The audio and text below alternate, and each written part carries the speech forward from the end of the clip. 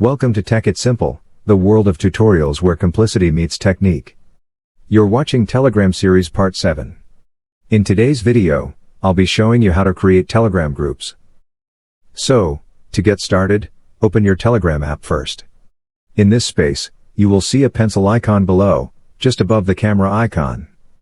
Click on it, and you will be taken to this space where you will see the option for a new group. Tap on it. These are your contacts having Telegram accounts. Click on the names to add them to the group. Once you're all done, click on the tick mark below. If you want to add your group name, then you can add it. After you're all done, again click on that tick mark below, and you're all done. You have successfully created a group here. So, this is how you create a Telegram group. That's all for today's video. Thanks for watching till the end.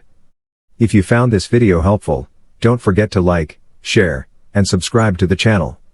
Also, hit that bell icon to get notifications for more helpful tutorials. See you in the next video. Stay connected.